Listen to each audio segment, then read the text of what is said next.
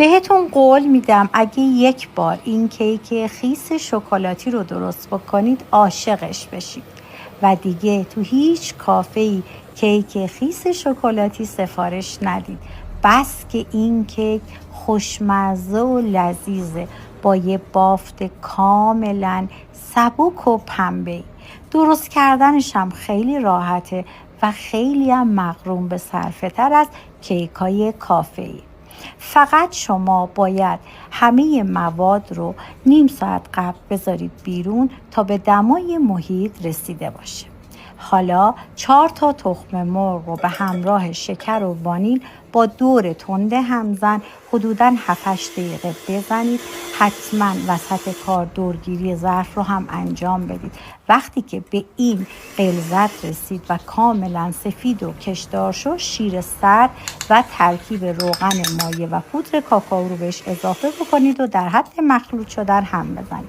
آرد و بیکینگ پودر رو که قبلا با هم ترکیب کردم 3 بار الک کردم بهش اضافه کردم و با همزن دستی یا با لیسک در یک جهت به صورت دورانی مواد رو ترکیب بکنید. حالا قالب به قطر 23 سانت نیاز داریم، یا کفشو کاغذ روغنی بندازید یا چرب بکنید. مواد رو بریزید، با یه سیخ چوبی هواگیری بکنید، بذارید تو فر طبقه وسط المنت پایین دما 170 به مدت تقریبی 40 تا 45 دقیقه.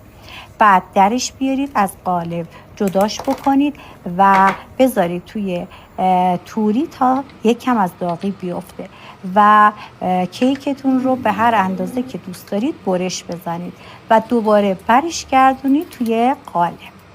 وقتی که همه قسمت‌های کیک رو گذاشتید توی قالب، با یه سیخ چوبی یا چنگال سوراخ بکنید.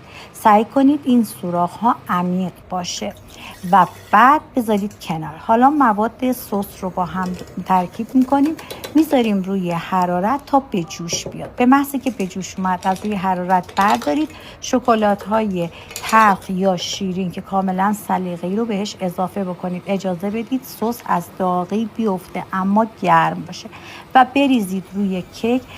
توی دمای محیط اجازه بدید بمونه تا جذب کیک بشه. حالا گاناش رو درست میکنیم.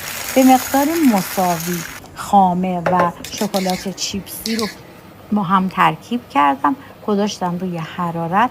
وقتی که کاملا آب شد و از داغی افتاد، ریختم روی کیک و اجازه دادم توی یخچال نیم ساعت بمونه.